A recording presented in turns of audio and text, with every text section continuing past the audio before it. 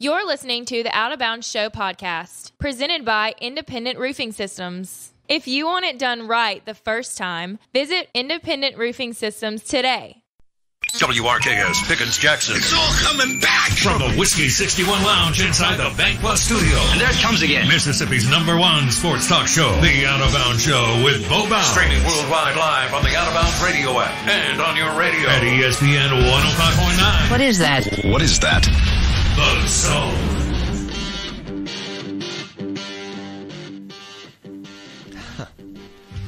Woo! All right, good morning. Welcome in. Out of Bounds, 105.9 The Zone, ESPN, brought to you by the Porterhouse at Kessler Prime and the Renaissance. KesslerPrime.com to make a reservation. Grab a steak and a glass of Four Roses small batch or something from their Wine Spectator recognized wine list since 2001.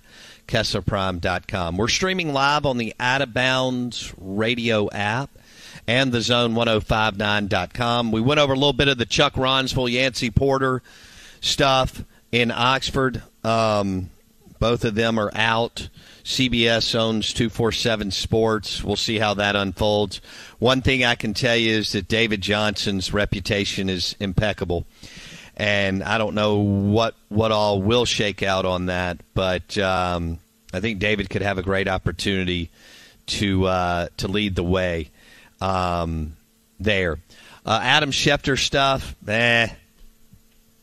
looks to me like much ado about nothing. I think he'll be just fine. He'll continue to make well into seven figures for ESPN as he's their face of the NFL. I think. Blake, would you say that Schefter, even though he's not a color analyst, granted they only do one game a week, which is Monday Night Football, and yeah.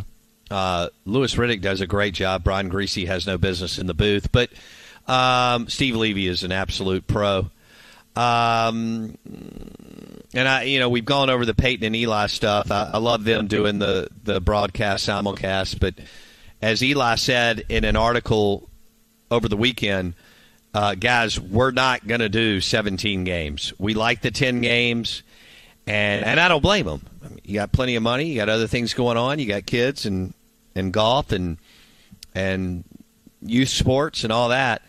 But I think Adam Schefter is the face for ESPN for the NFL. Would you agree or disagree? I agree 100%. He's definitely the face now.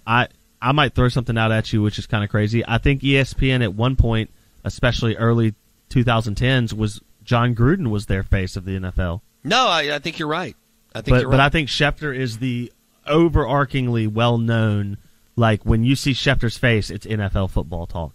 Mm-hmm. You know? So I agree. I think Schefter is definitely their guy, and I don't think anything's going to happen of this. I think what's interesting to me more so is that that this investigation into Dan Snyder / Bruce Allen / Washington so far has unearthed 650,000 emails. We've only unearthed things about people who do not work for the Washington football team. Right. Isn't that truly remarkable? It really is. It really is. Dan Snyder, I guess, trying to hold on to power. Mm-hmm. I mean, he's already super rich, but he's got I think at the Washington football, kind of like what I say about the Dallas Cowboys. When you see Forbes say, well, they're worth $5 billion. If Jerry put the Cowboys on the market today, they'd go for north of $10 billion. Mm-hmm. The Washington football team would, believe it or not, even though they haven't won in Blake's lifetime, that is such a monster franchise and fan base. I think that Dan Snyder would trip over $8 billion. But you don't want to give up that asset. I mean, this is an asset that you can be Dan Snyder and be awful at what you do. I want you to think about this. You're in business right now, and you're going about your day with your product, services, and clients. And you're working through what you need to do today and tomorrow. Dan Snyder is terrible at his job as the owner of the Washington football team, and they make over $500 million a year net. Mm-hmm. Not being funky and funny with the numbers, net. So you're talking about an asset that it doesn't matter what you do on January 1. You're going to make several $100 million every single year. And Dan Snyder has been awful as an NFL owner with the Washington football team. But so the bottom line is, it looks to me like Blake, he is doing he's got, I don't know how many lines of defense before they get to him. And we'll just see if he can survive through this investigation into the Washington football team on several different things. And and y'all know this, it used to be the Washington Redskins, just so I'm trying to get everybody up to speed here. But he's trying to protect his most valuable asset, although he's a wealthy, wealthy man.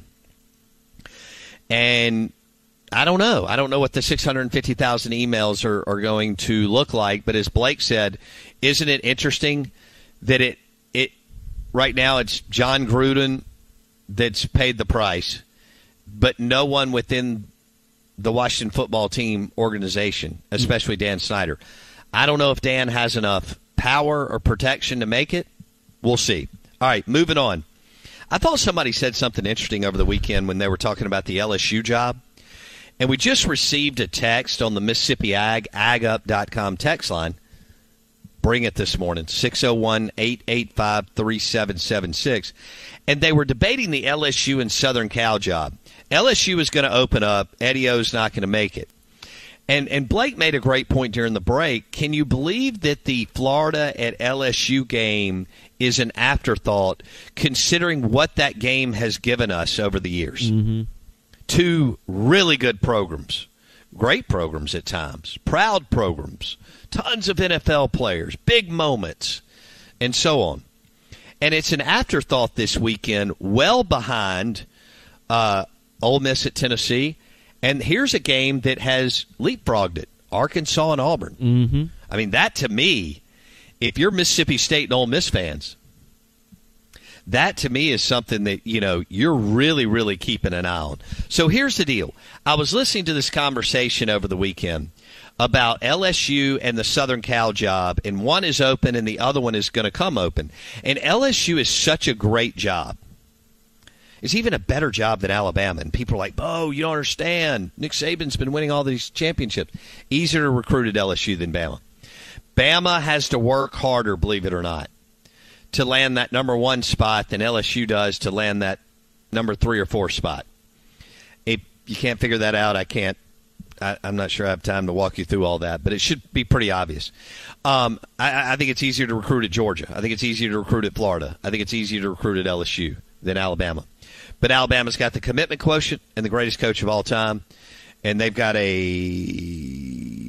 formula and model set up around Saban that is unlike any other in the history of college football. Here's what they said over the weekend. They argued that the LSU job was better and could be more highly coveted because, and I think I'd thought about this, but it's not something that we had jumped into on the show like we should.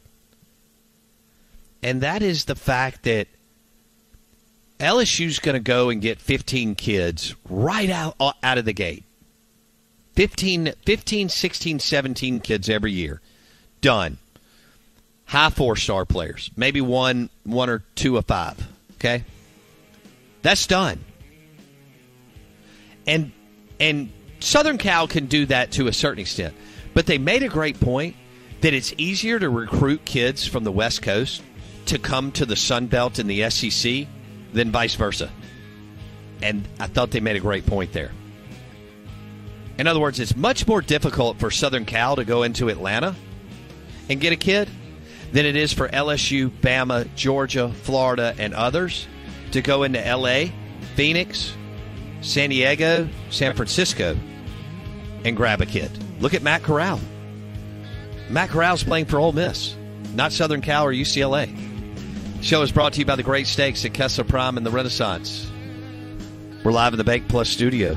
This is 105.9. You can order award-winning Jonesy Q rubs and sauces at jonesyq.com. Use promo code OOBSHOW if you order $20 or more and receive free shipping. That's jonesyq.com. Promo code OOBSHOW.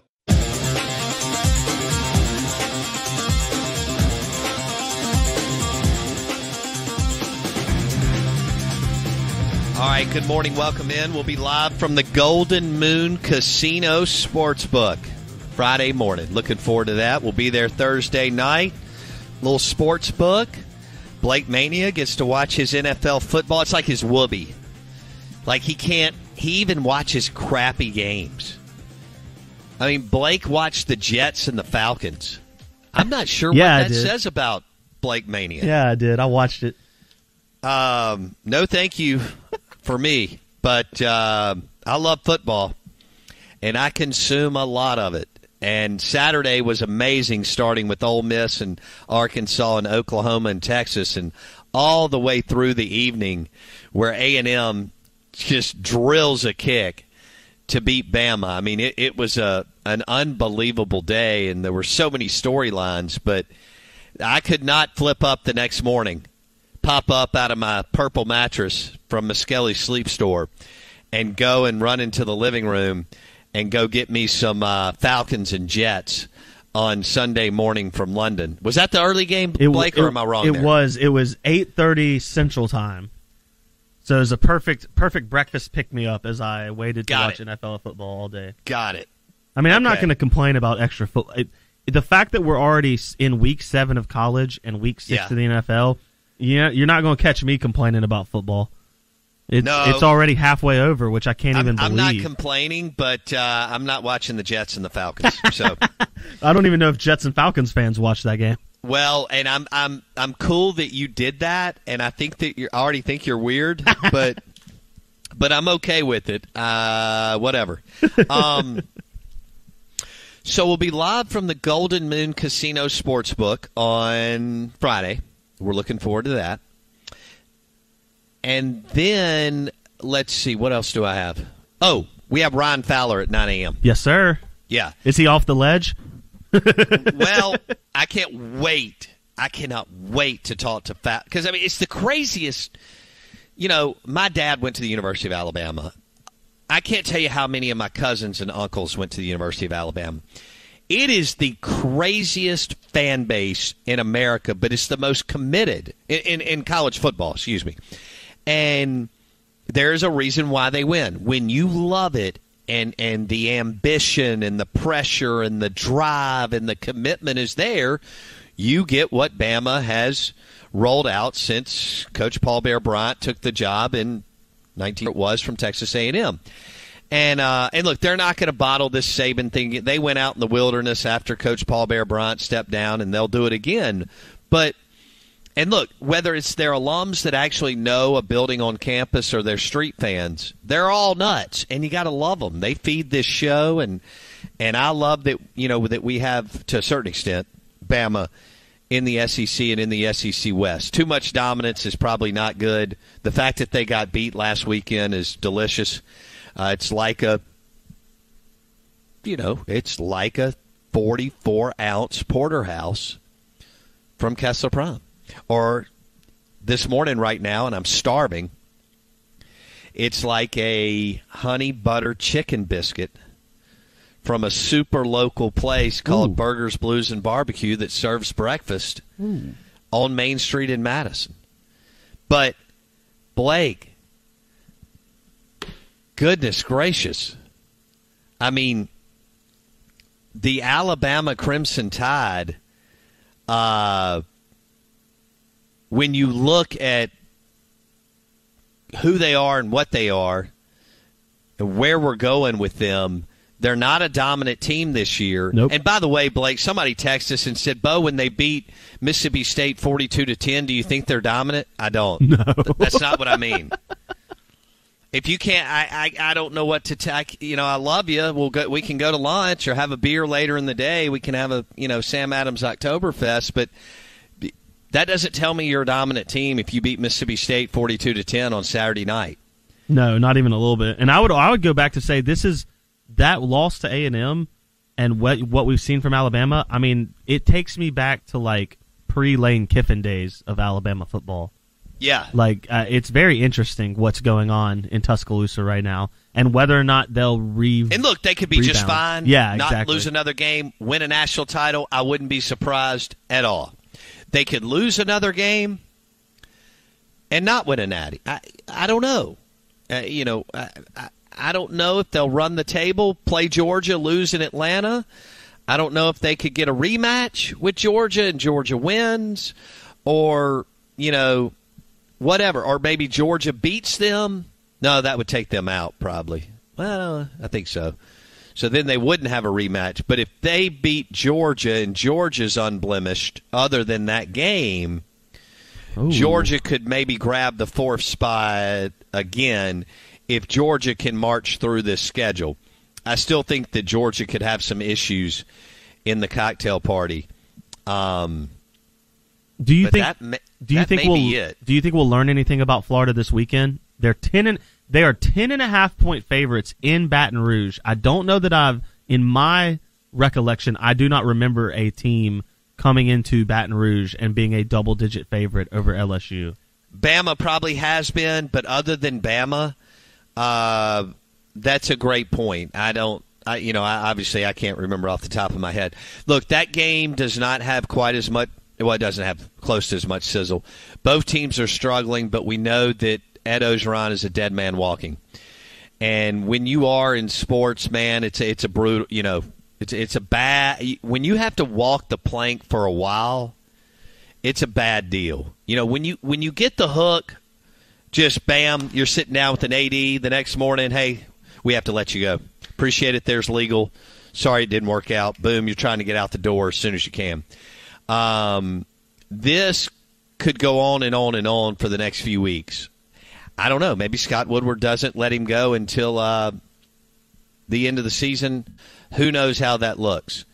Even if he wins, it won't be considered a big win because Florida – now, look, Florida's lost to Bama. That's not a bad loss at all.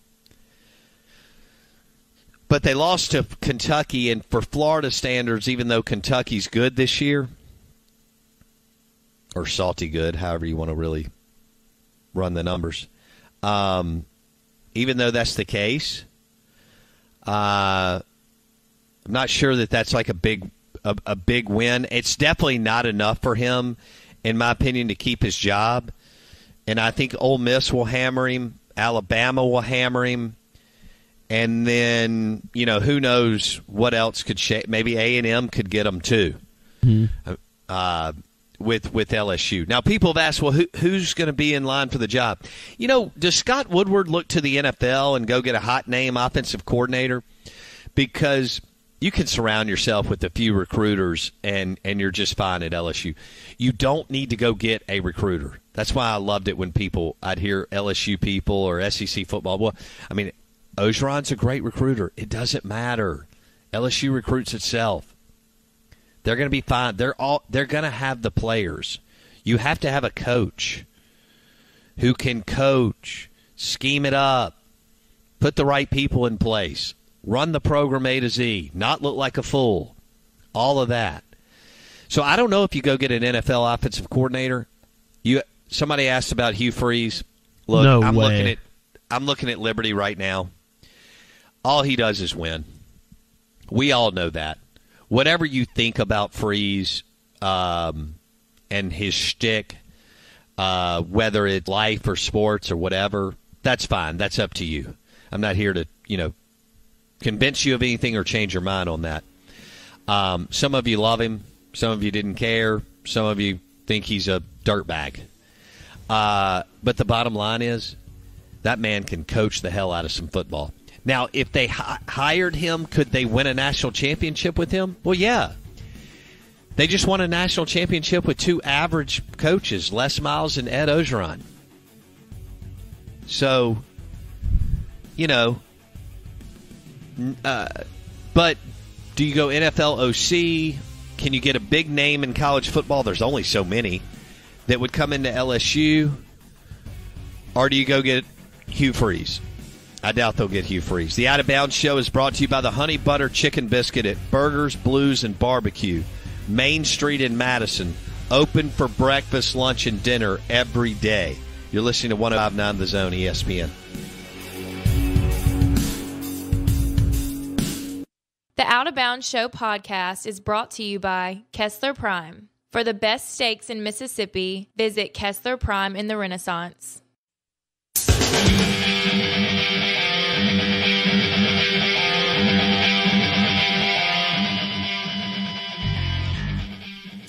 Oh, some people are having an interesting time on the text line. Somebody just texted us, John Gruden, LSU. Wow. Out of Bounds, 105.9 The Zone, ESPN. Your SEC Insider Hit this morning is brought to you by Independent Roofing Systems, the #1 commercial roofing company in Mississippi. Independent Roofing Systems, roofing.ms. Since 1980, they've been the #1 commercial roofing company in Mississippi. Independent Roofing Systems. Good morning. Welcome in. Hope you're doing well. SEC Insider Hit is also brought to you by Fleetway Market. Fuel up with Fleetway Market. They hurt some people's feelings yesterday throwing up that picture of, I think it was barbecue chicken. Ooh. Smoked barbecue chicken. Yes, sir. In their Gluckstadt Market Cafe location. And obviously, you know, there's over 20 locations. The ones that I've hit recently, Fleetway Market, Dogwood, Fleetway Market, Madison over there by MRA, Fleetway Market in Gluckstadt. But they have the Market Cafe in Gluckstadt. They serve lunch. They do a tailgating menu, and they've got some delicious food. They're doing a good job there. Fuel up, both food and gas, at Fleetway Market. 105.9 The Zone, ESPN. We're going to go to the Farm Bureau Insurance call-in line. And Michael would like to discuss Bama at Mississippi State. Michael, what's on your mind? How you doing today, Bo Bounce? I'm doing well, buddy. What's up? Man, I'm gonna set some things straight real quickly with the whole mindset of everybody going into this game. I am not about to say Mississippi State's going to pull the upset. I'm not saying that at all. But you know what? Here's the thing. In 1980, everybody said the same thing, and then it happened. And then everybody said it's not going to happen again until it happens. Well, Mississippi State's going to beat Alabama eventually again. It might be this Saturday. It might not be. But here's the thing. Everybody has got this mindset in all teams, and this is why Bama's been so dead-gum dominant. Before we even step on the damn field, most teams' mindsets are like, man, we're already 2 scores down before you even take a freaking snap. So excuse me what I'm about to say, but I'm just going to speak real talk here. Bama has to put their damn jock straps on one damn leg at a time, just like everybody else does. They are human, and I'm going to tell you something else, Bo Bounce. A buddy of mine made this clear to me, and I was like, that's an excellent point. If you go look at the NFL players right now, who are the stars? Are they from Alabama or are they from Mississippi State? If you brought Thanks for the call, Michael. I appreciate it, buddy. Thanks. The NFL stars have nothing to do with the game on Saturday. Yes, Mississippi State's put some star defensive linemen in the league. Obviously, they have a better quarterback than Bama's put in the league. Probably ever, even better than Namath. I know Namath won the Super Bowl, but, he was hurt. But thanks for the call. Take that and run with it, my pal. He's fired Farm up. Bureau Insurance call-in line, 601-995-1059. Sports fans get into things that don't matter. What you have in the NFL as far as you have 3 of the top 8, 9, 10 defensive linemen. That has nothing to do with this game. Dak Prescott has nothing to do with this game. Bama's got more talent. They're coming off a loss. They don't ever really lose. They average about 1 a year. They're the best program in college football. They should win the game handily. yeah, you may pull the upset. Chances are less than 5%. So that's just kind of bottom lining it for you. Ryan Fowler's going to weigh in on Bama at 9 a.m. Excuse me. I'm off on my times after that amazing phone call. 9 a.m. Ryan Fowler, Roll Tide Insider, 109 The Game, Tuscaloosa, afternoon drive. He'll stop by on the Sam Adams Oktoberfest guest line. The weather's changing a little bit, Blake. This is nice. It's football time, baby. Hey, I'm all for it. You look at Starkville. Ole Miss had another hot game this past weekend. And I don't know what to do about that. I mean, goodness gracious. But the bottom line is it looks like temps, the high in Starkville is 69 on Saturday with the low maybe at around the 48, 49 mark. Ooh. Finally, a little bit of cool weather where you can power tailgate without melting under your tent, which is what everybody's done in Oxford and Starkville the last 6 weeks. I think we're all crazy as hell. I question myself every time I'm out there. And, anyway, I'll be honest. The majority of the time, I'd rather be at a house or a condo watching a game. But it looks like the weather is breaking. And, should we all say hallelujah? Good grief. And here's the deal. Oxford, we've already hosted all these home games. Yep. That's the only frustration. I love football. I love the camaraderie. I love the social aspect. I love the fact that it's the Mardi Gras for all of us here in the Sun Belt. What it's become, I love the economic engine that it is. I love the tourism piece. I love the economic development piece. I love how much fun it is to see friends and family and celebrate and be back on campus that you love, that you had amazing experiences at. And we wish that for our kids, wherever they go. But goodness gracious, I don't know what to do about burning up all the way until, October, whatever it is, 16th, 17th this weekend. Wasn't that the best part of the COVID season, was starting a month later gave us such a better schedule in terms of what it felt like. And I get that it's this, the northern teams have to start when they start because then it gets all snowy and blah, blah, blah. And man, starting even 2 weeks later, I don't want to wait for football, but at the same time, if you started and ended the season 2 weeks later, what a change that is for State and Ole Miss and other teams in the South weather-wise. Well, I wonder if we ran the numbers, what a home game in December for Mississippi State and Ole Miss, retail, hotel rooms, getting close to Christmas and the holidays. Some years you could even land 2 home games in December, but you make a great point, Blake. We started September 26th last year. I don't think people would love it, but I think if you just did it, I think people could kind of get in line with it, if you will. But anyway, bottom line is weather looks better, grilling, all that. It's going to be a fun weekend, and we're about to go over the lines. Ole Miss and Tennessee is the most intriguing game for me. That line is 2.5 to 3. A couple months ago, I thought Ole Miss would have an opportunity to go up there and win handily, and they still may. But no faith in the defense. No faith in the defense. That's what it comes down to. I think this will. I think it'll go back and forth. I do. I think it could be an unbelievable game that goes well into the evening, 10:30 at night, and who knows? Now, again, Ole Miss has the better quarterback and better play caller and better unit out of the 4 units. And when that happens, like we said going into the Arkansas game, it's why I thought Ole Miss would win.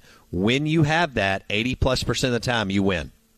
It's not a guarantee. But when you have the better quarterback, the better play caller, and the better unit out of the 4 units, you win most of the time. Tennessee offense averaging 41.5 points per game this year. Good for 7th in the country. However, of the teams they've played to date, and I get that you play the schedule you're given, of the teams they played to date, the only decent team they've played, I would argue, is Florida or maybe Pitt. They put up 34 against Pitt in a loss at home. They only put up 14 points on the road at Florida.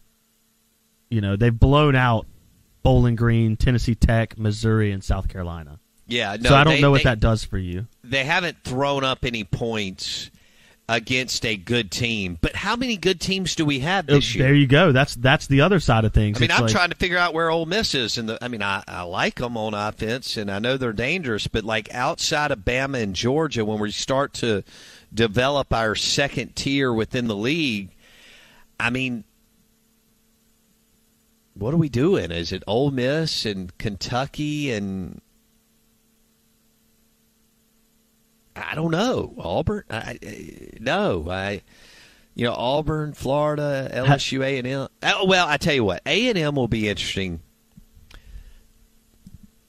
to keep an eye on.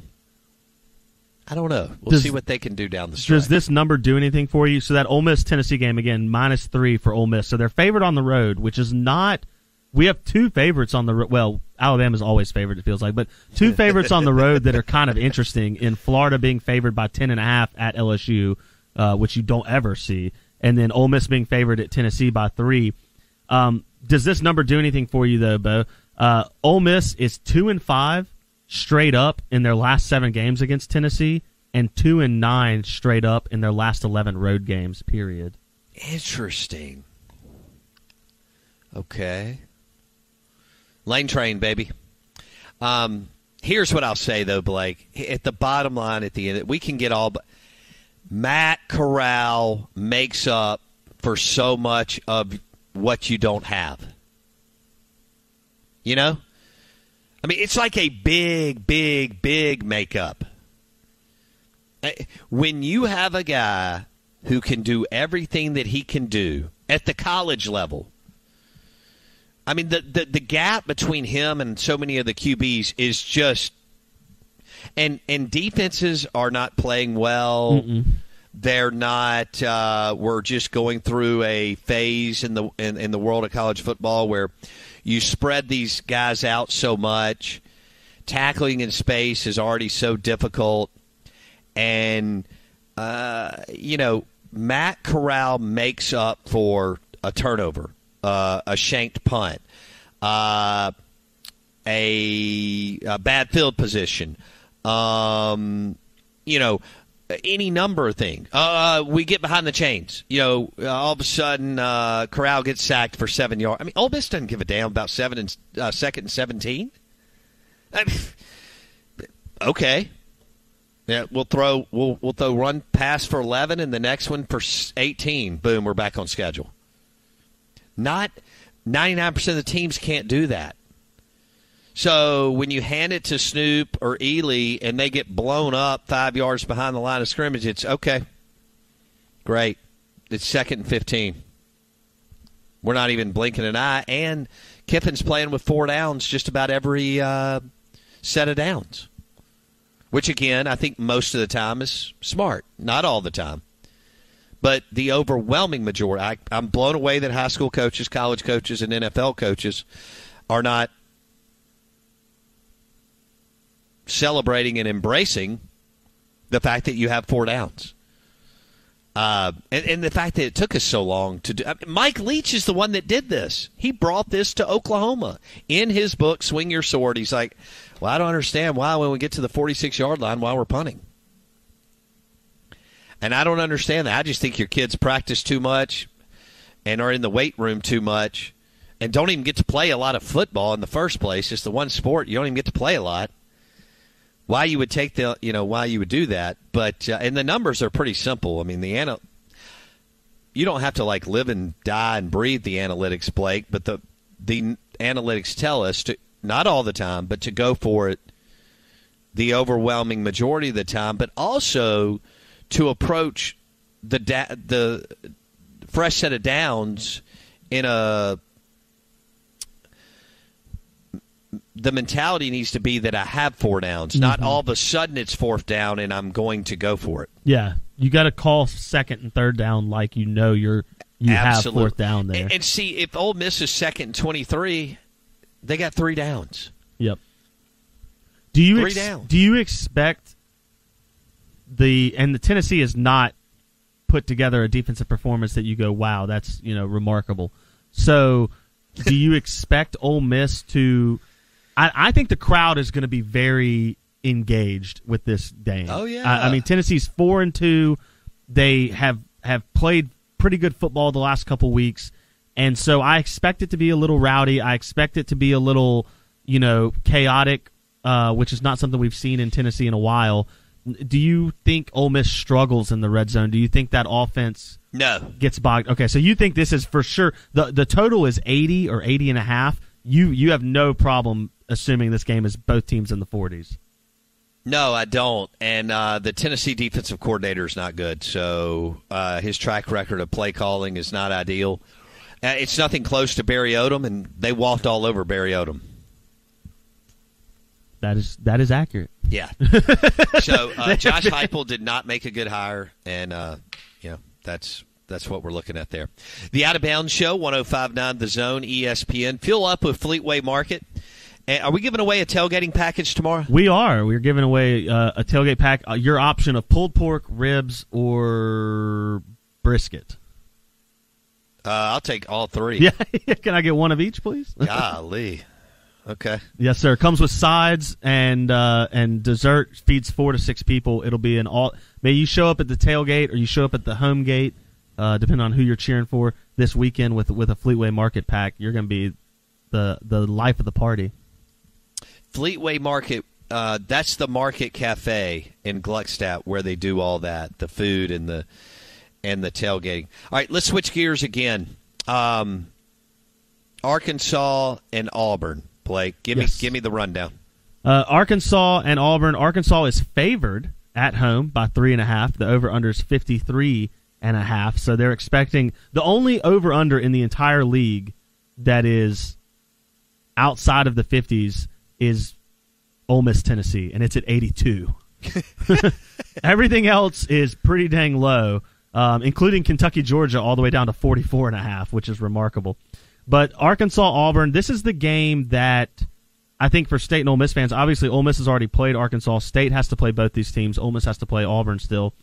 It's only the second time in the last 10 meetings, Bo, that Arkansas is favored over the Tigers. Yeah, that doesn't surprise me as bad as the Razorbacks have been since Bobby Petrino's motorcycle accident, and they're trying to build the thing back up. So that's not surprising. That is an 11 a.m. kick. For our listeners, I think you already know this, but it's a doubleheader CBS this weekend, which is delicious. Auburn at Arkansas is 11 a.m. on CBS, and then I think most of you know that Kentucky at Georgia is 2:30 on CBS. Both State and Ole Miss will be part of the nightcap games. MSU kicks at 6. Ole Miss kicks at 6:30 here, 7:30 their time in Neyland Stadium because Knoxville's in Eastern time. So there'll be the overlap there. Dogs at 6, Ole Miss at 6:30. I think Mississippi State would love to take the game into the third quarter. I don't know if that's possible. I tend to lean towards it's not. The other thing that they're trying to do is just get out, is what most teams and fans talk about. You're trying to get out of the game healthy, whatever that looks like at this point in the year. You are coming off an off week. Bama has it's a little bit of an inexperienced team for Alabama. Again, I'm not going to make any excuses or feel sorry for the Crimson Tide. But and they're not special on either side of the ball. They've just collectively got really good players, not really special players this year.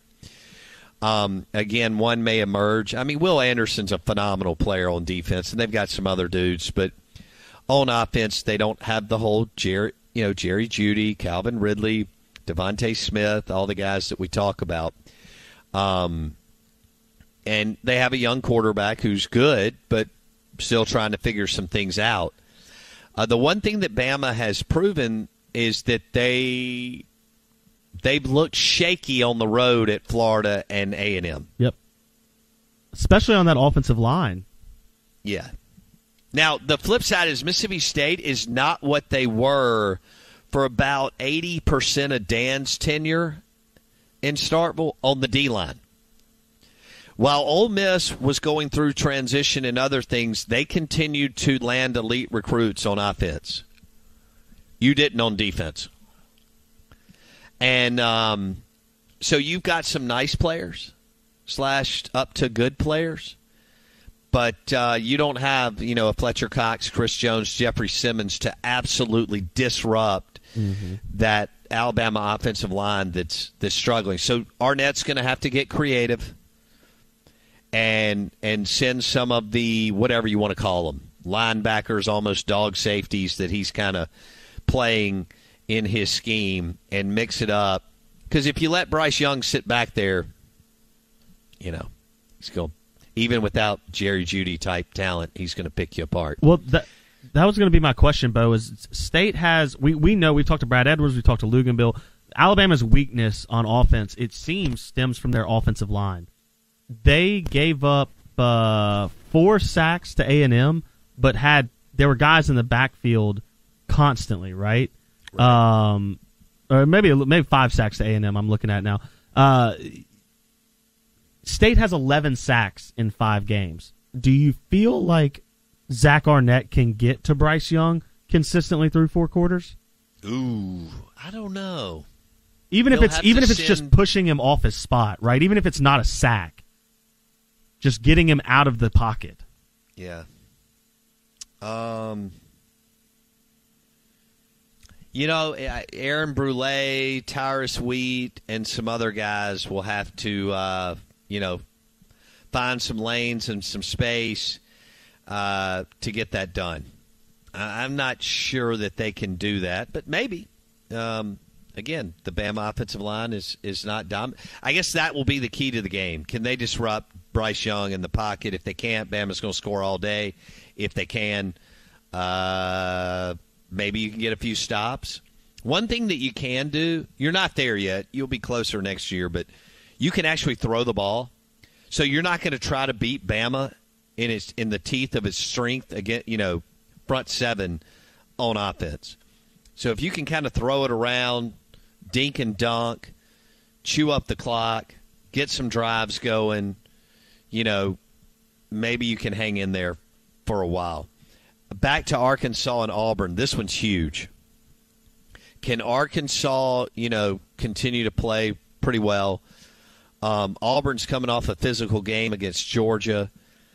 Bo Nix actually made some really good throws, and I thought the Auburn wide receivers let him down.